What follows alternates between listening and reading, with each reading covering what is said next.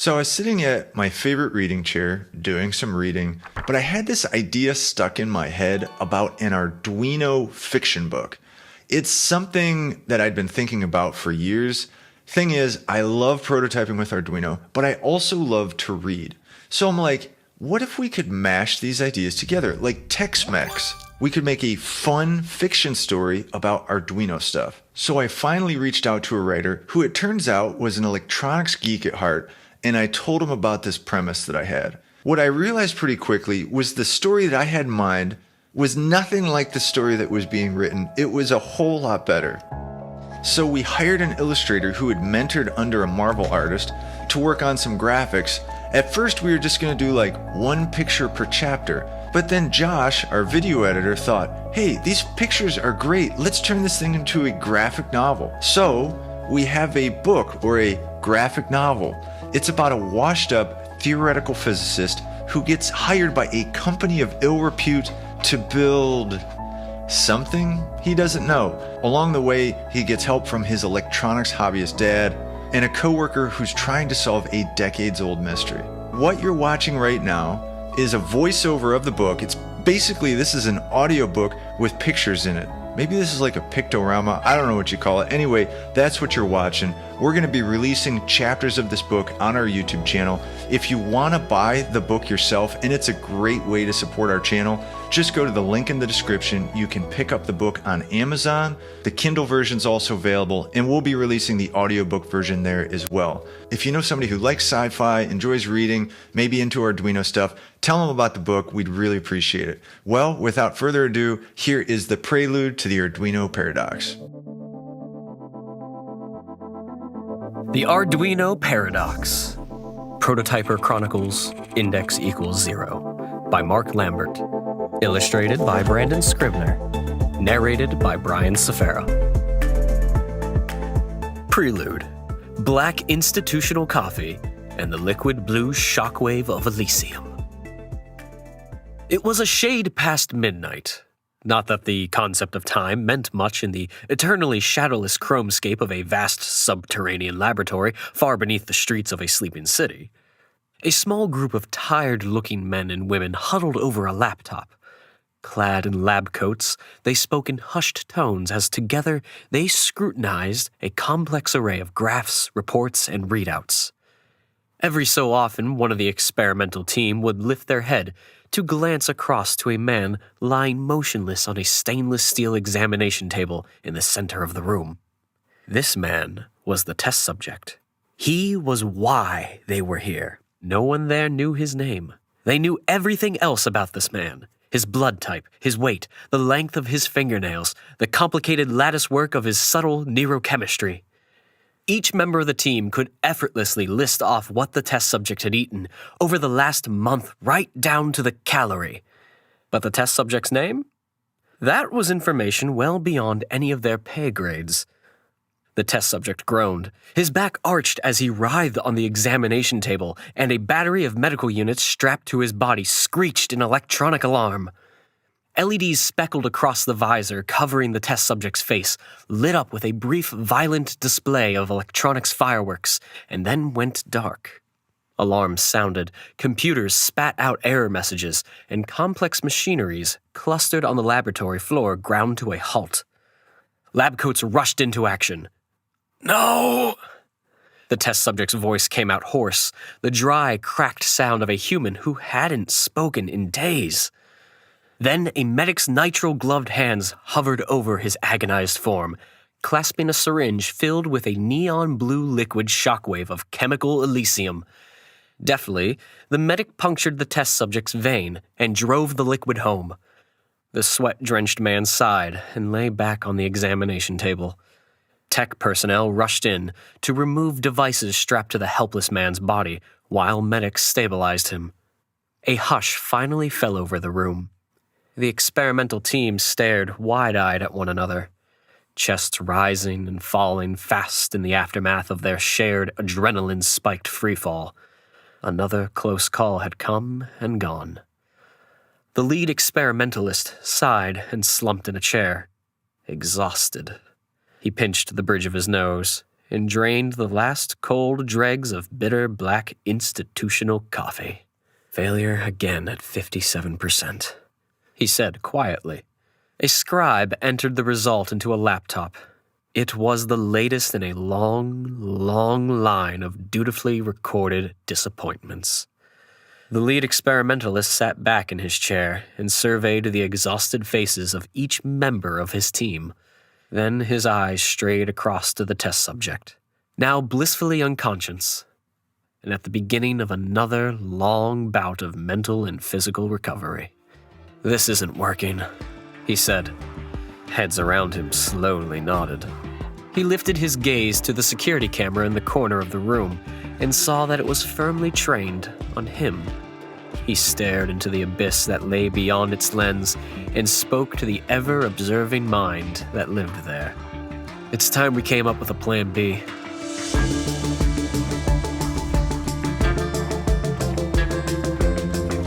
Introduction: Ezekiel and the Bulldog Clip of Destiny. Dr. Ezekiel Troubadour woke up to a shrill metallic beeping. Again. He grunted in distress, half forming the notion that the noise had been happening for some time. Ezekiel, Zeke to his friends, of which there were 3, including his dad, dragged a large, overstuffed Star Trek-themed pillow over his head. Something sounding like the word "no" emerged from inside the pillow's warm, feathery innards. Time passed. The noise didn't. A trembling fist emerged from under the covers and slammed down on the faded red stop button of a vintage 1980s PQ-30 digital alarm clock. The noise stopped.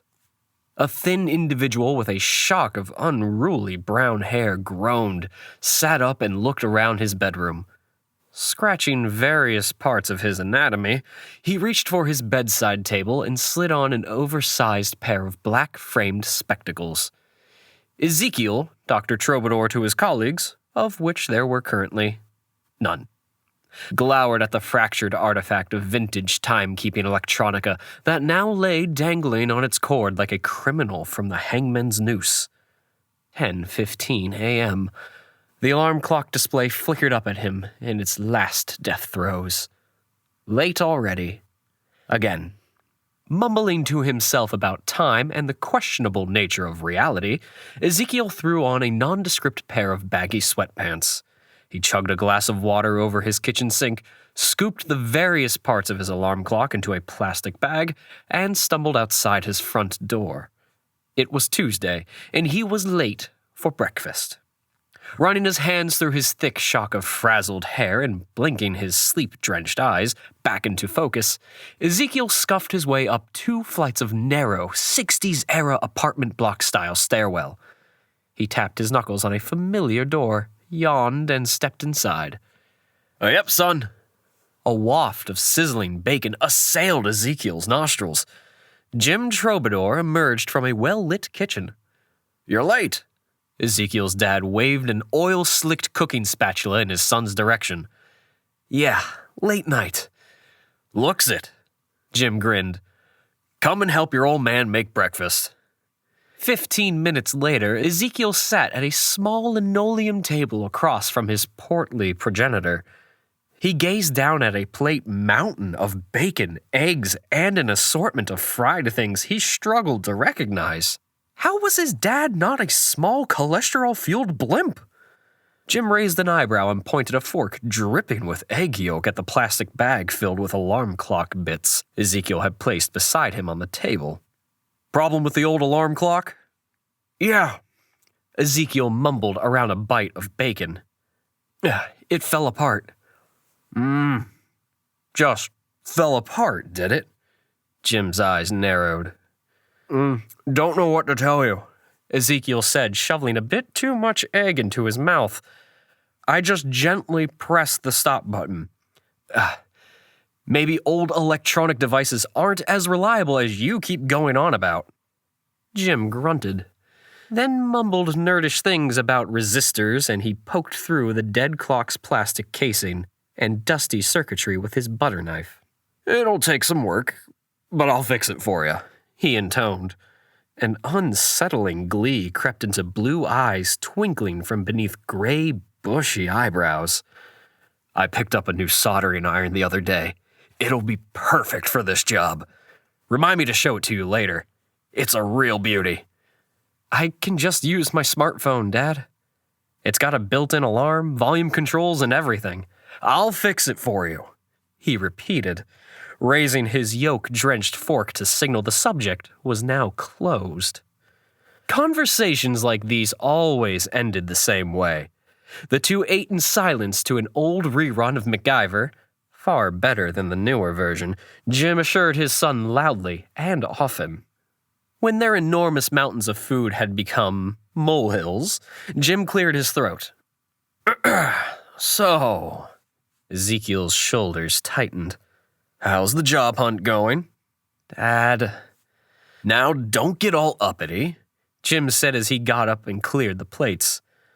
A man's allowed to ask innocent questions about his son's vocational prospects, isn't he? Silence reigned as MacGyver fixed a helicopter with a coat hanger. Isn't he? Ezekiel grudge-nodded. He wished he could explain. For years of his life, his gaze had been fixed on one thing to the exclusion of all else, including hygiene, money, and relationships, though not always in that order. The moment he started his PhD in physics, Dr. Ezekiel Q. Troubadour knew, with every fiber of his bespectacled being, that he had something new and original to say. No one, himself included, understood exactly what he had proven when he submitted his PhD, neatly bound and in triplicate, to the Academic Assessment Board. Blending metaphysics with physics and Zen philosophy with a mountain of quantum mechanics, Ezekiel had shown, conclusively mind you, that causal phenomena were real. What did that mean precisely? This was a question Ezekiel had become all too used to hearing.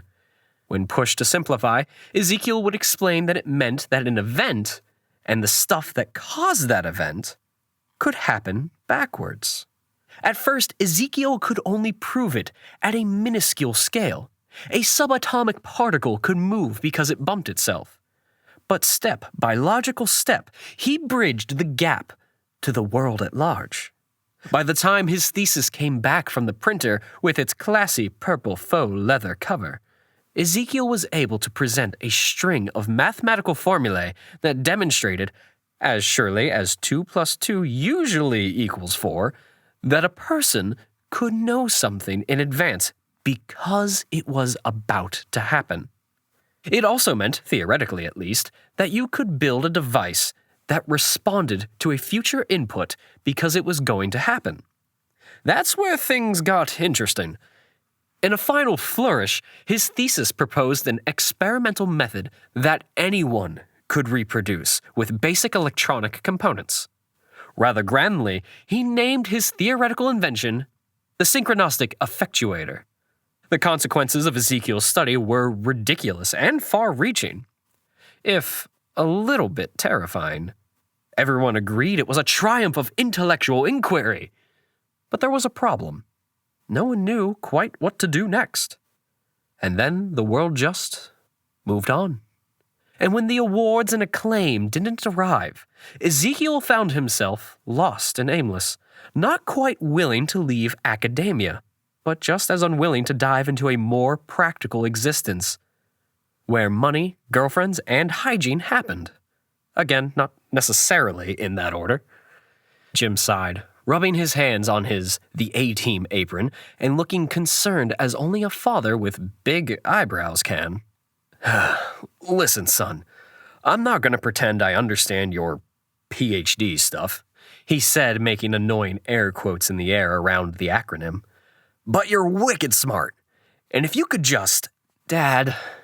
No, hear me out. Maybe a real job is what you need right now, you know? To dust the cobwebs off that massive brain of yours. You've had your head up in the clouds so long. I had a real job. I was a theoretical physicist. But I mean real. Like in electronics, or at a hardware store or something. You know, where you make and sell some normal stuff. Jim trailed off as his son stood up from the table. The pair walked together to Jim's front door. Jim squeezed the taller man's shoulder. "Sorry, son. I was out of line." Ezekiel pushed his glasses up his nose and squared his shoulders. "Nah, you're right, Dad. It's time I got on with life. I'll start looking for work tomorrow. Promise." Ezekiel smiled, a twitch at the corner of his mouth betraying how hard the words had been to say. "You gonna fix that alarm clock for me, right?" "You know it," Jim beamed. As Jim's door closed behind him, Ezekiel plodded back downstairs, feeling a few pounds heavier around the stomach and a few pounds lighter around the shoulders. Maybe a job at the local hardware store might be fun. He half pondered, but that was for later. His immediate plan was to digest his breakfast while catching the rest of that MacGyver episode. Ezekiel opened his apartment door and stepped inside. Something crunched underfoot. He looked down at a large yellow envelope around his room as though some invisible roommate might materialize with a simple explanation. He picked the envelope up, feeling its bulk. Definitely not junk mail. A chunky bulldog clip in one corner hinted at the hefty seriousness of the document therein. He flipped the envelope over. "Attention, Dr. Ezekiel Q. Troubadour. Confidential." Ripping it open, Ezekiel gazed down at a cover letter printed on crisp legal paper. He squinted at the embossed logo. It looked a bit like a stylized LED, its two uneven prongs piercing a globe of planet Earth. "Dear Dr. Troubadour, we would like to offer you an internship with an exciting new electronics prototyping program. Your starting salary will be $50,000 per year with a generous bonus package effective on completion of the program." Confused, he scanned down the page past a few solid paragraphs of corporate policy gobbledygook to a closing signature scrawled in big, confident cursive. Tigron Hesk, CEO, Protojo Corporation. And then underneath the signature block, a postscript penned with the same crazed chicken scratching. "P.S. Your first day is tomorrow at 9 a.m. Don't be late, Dr. Troubadour. Get a better alarm clock if you have to. Your company handbook is attached. P.P.S. Oh, and ditch the track pants." Ezekiel blinked. How odd. He felt a shivering thrill as he set the packet down and gazed out his window at the quiet tree-lined street below. Cause and effect. Practice and theory. Old MacGyver, new MacGyver. It all swirled in his mind as he pondered the strangeness of fat yellow envelopes.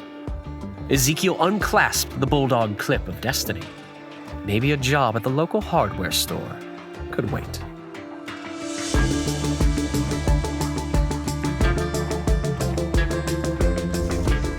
Chapter 1. Clifford and the Dreadful Indoctrination. Ezekiel strode across Protojo HQ's black marble floor, wishing he wasn't wearing a bright orange tie. Catching a glimpse of his reflection in polished glass, he grimaced. Thrift shop business slacks and a baggy checkered blazer, borrowed from his dad, didn't exactly help a failed physicist in big glasses blend in here. He glanced at the vintage Casio CA53W calculator watch dangling loosely from his clammy wrist. 8:45 a.m.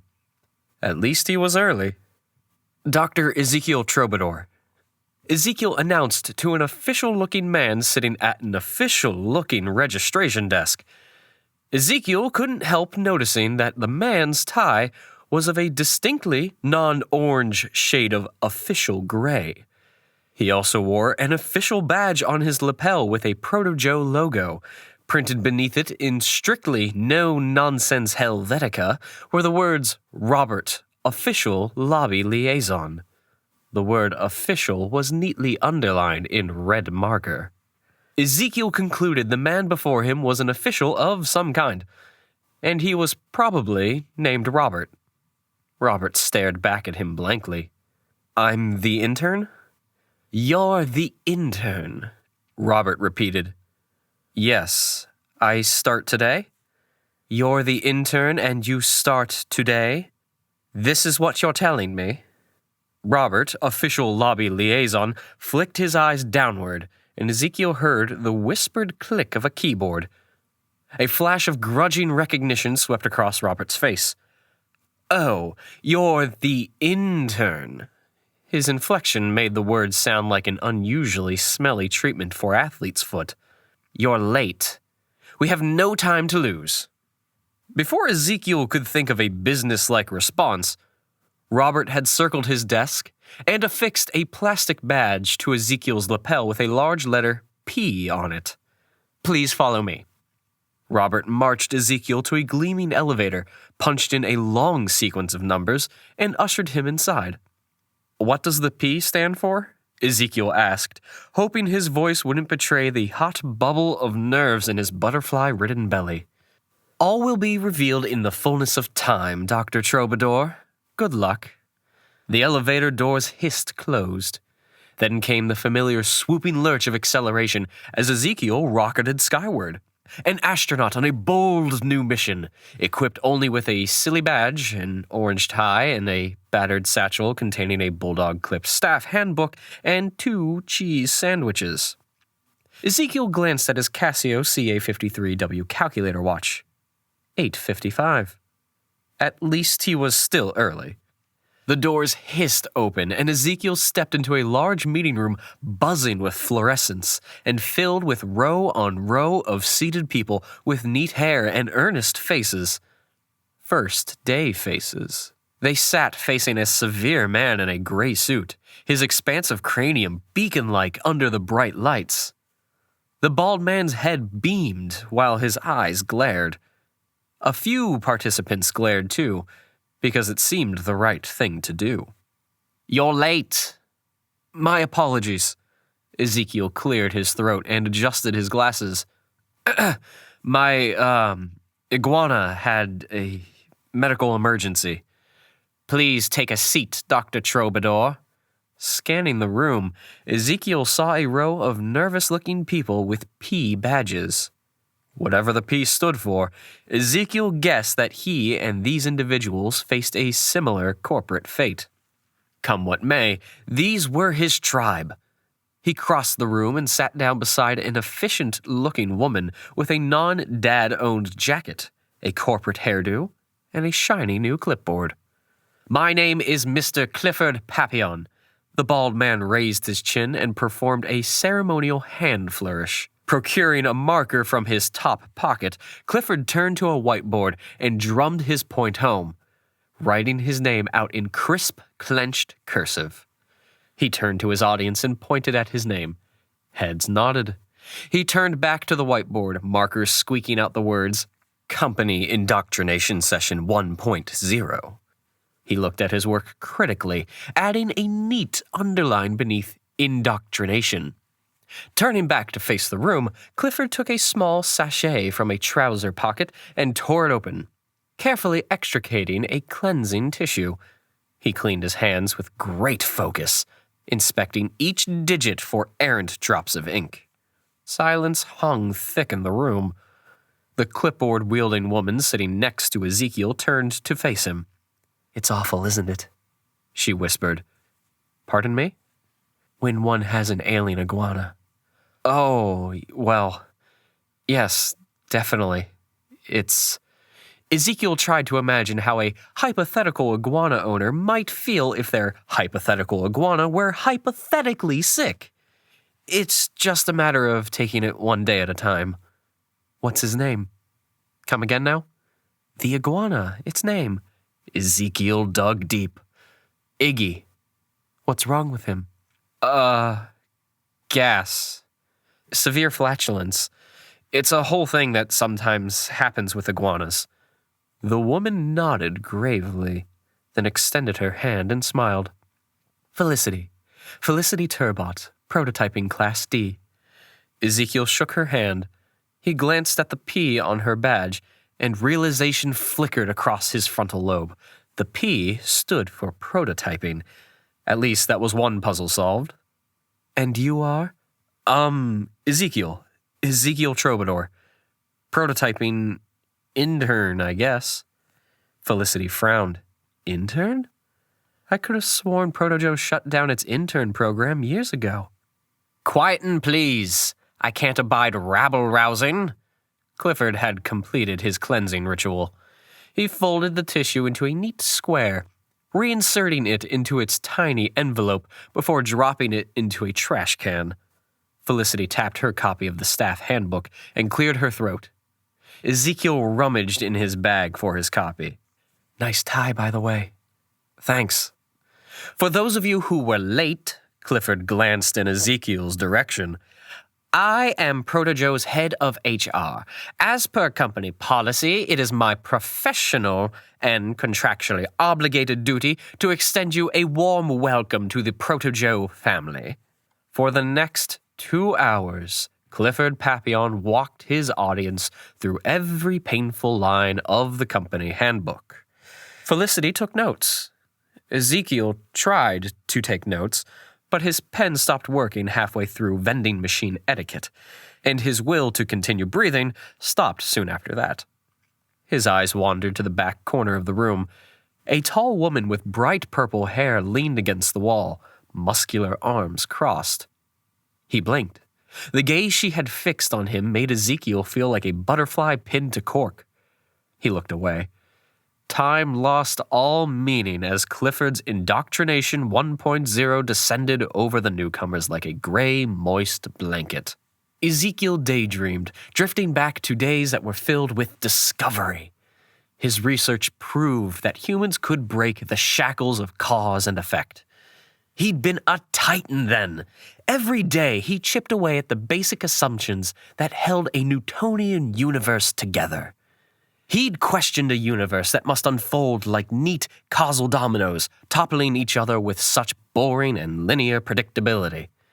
He was the John Wick of experimental physics, the Bob Ross of speculative psychology.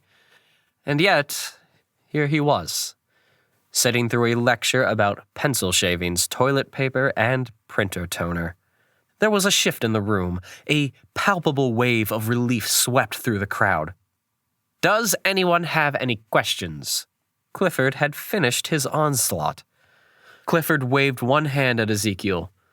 Dr. Troubadour, you appear to have prominently circled a section of your page. This is hardly the time to be shy. Is there anything you'd like to ask as our new intern? Clifford made finger quotes in the air around the last word. Well... Ezekiel glanced down at the coffee ring on his page. I was just highlighting the section on appropriate vending machine etiquette so that I can revisit it later. He glanced sideways at Felicity in desperation.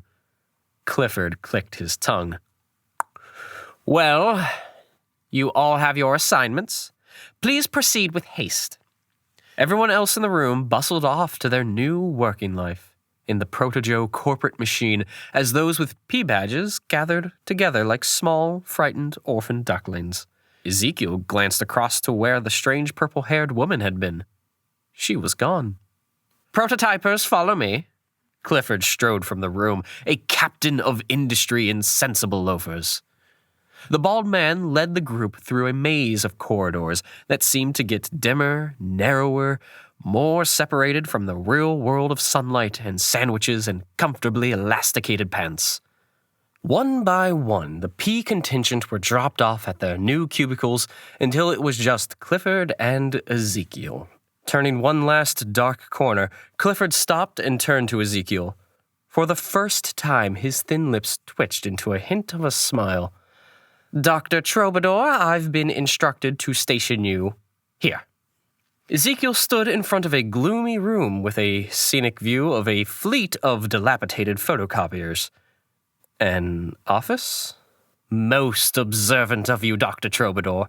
Yes, this is, in point of fact, an office. He opened the door and ushered him inside. But I'm just the intern. Our CEO, Ms. Hesk, was quite clear in her instructions. Please commence work, Dr. Troubadour, starting with your non-disclosure agreement. Dr. Ezekiel sat at his desk. Neat boxes of electronics were stacked on shelves on one wall. A Proto-Joe motivational poster greeted him on the other.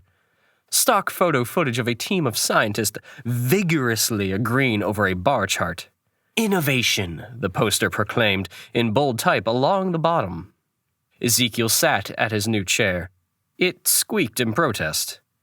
He could empathize. On Ezekiel's new desk sat an enormous contract. He scanned the first few pages of the non-disclosure agreement. He got the general gist like he got a case of the mumps when he was 8. The meaning was clear. If he ever uttered the word Proto-Joe to a soul outside of this building, a large number of things would go very badly in his life. He reached for his shiny new fountain pen and signed his name on the dotted line. A man in a dark suit scurried in and scooped up his contract, depositing a slim envelope in its place. Dr. Ezekiel Q. Troubadour picked up his first briefing envelope and tore it open. Welcome to Proto-Joe, Dr. Troubadour.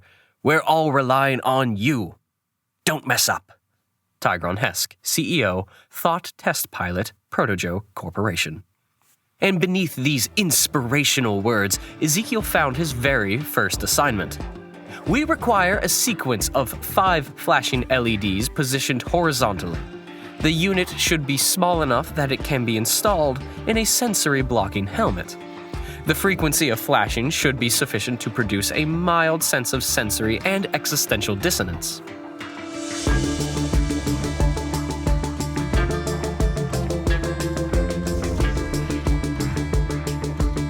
Thanks a ton for watching. You can head over to Amazon to purchase this book. It would really help support our channel. Thanks a lot. Have a great one.